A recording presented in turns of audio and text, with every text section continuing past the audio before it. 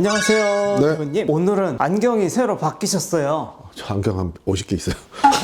유명한 안경일 텐데. 알을 한 번에 몇십 개 바꿔서 기억이 안 나요. 이 안경 다음에 안경 가지고 계신 거 한번 컬렉션 자랑 좀 해주세요. 비싼 거 보여주면 또 욕할 텐데. 2026년이 돼버렸습니다. 네. 구독자 여러분께 새해 인사 한 말씀 해주세요. 달러가 너무 많이 올라서 다들 힘드시겠지만 새해 복 많이 받으시고요. 원래 하려고 했던 거 좀 많이 하려고 합니다. 과학이나 수학이나 설명해 드리려고 그런 콘텐츠도 준비할 거니까 좀 많이 지켜봐 주셨으면 좋겠습니다. 실험 같은 거 재밌는 거 할 거니까. 2026년도 대학교 입학식을 앞두고 있어요. 올해부터는 모든 대학교가 학교폭력 이력을 입시평가에 의무적으로 포함해야 한다고 합니다. 서울대학교, 연세대학교, 고려대학교, 주요 대학 포함해서 학폭 가해자들이 많이 탈락했다고 합니다. 이런 입시 반영 결과 어떻게 생각하시나요? 정말로 잘못했으면 떨어지는 게 맞겠죠. 일단은 공부도 공부인데 사람이 돼야 되니까요. 사회에 해를 끼칠 수도 있는 어린 나이에 그렇게 단정할 수는 없겠지만 큰 잘못을 한 사람이 있으면 그만큼 당한 사람도 있으니까 거기에 상응하는 대가라고 생각을 하는데 뭐 악용만 안 되고 하면 좋겠습니다. 뭐 당연한 결과고요.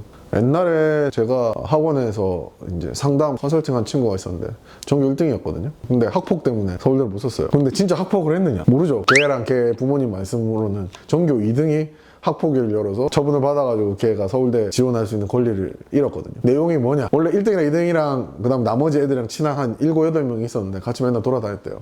어느 날 2학년 말에 갑자기 맨날 별명으로 불렀는데 그 별명이 되게 모욕적이었다고 학폭을 걸었어요. 모두가 그 7명 나머지 애들도 다 똑같이 별명을 불렀어요. 근데 갑자기 2학년 말에 학폭을 걸었어요. 그것 때문에 너무 상처를 받았다고. 그리고 나머지 애들은 안 걸고 전교 1등만 걸었어요. 교장 선생님의 추천을 받아서 할 수 있는 자격을 그 전교 1등 학생이 뺏겼죠. 2등한테요. 네.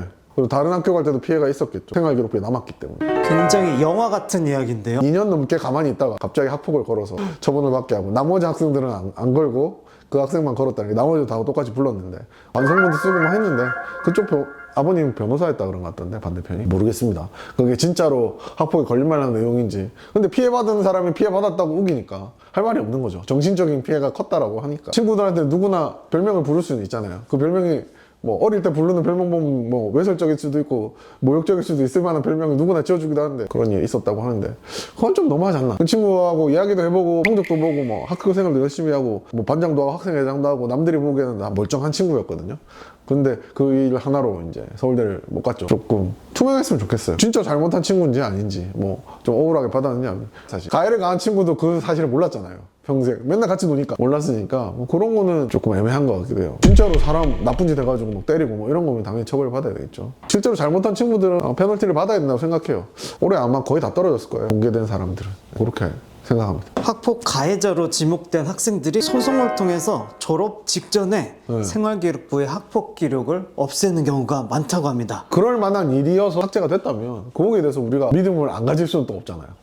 그건 믿어야지. 뭐 어쩔 수가 없잖아요. 드라마에서 보는 것처럼 진짜 나쁜 놈인데 돈 써가지고 좋은 변호사 쓰고 해서 법적인 논리를 어떻게 해가지고 삭제했다면 그건 잘못이겠지만 제가 말한 케이스 같은 경우에 그런 식으로 따져갖고 삭제가 돼서 구제가 됐다라고 하면 그리고 제가 이해하고 있는 그 케이스가 맞다고 하면 이 친구는 억울할 수도 있잖아요. 그래서 그 친구가 나중에 그거 학폭 걸고 나서 사과도 하고 반성문도 내고 그 친구한테 직접적으로 사과했는데 뭐 받아주지도 않죠. 정확하지는 않지만 상황이 이상하잖아요. 7, 8명이 사이에서 일어난 일인데 한 명만 그렇게 되고 뒤에 친구는 서울대를 가고 상황을 보면 조금 이상하게 느껴지긴 하거든요. 그래서 뭐 악용될 수도 있는 여지가 없지는 않다라는 것도 보이고요.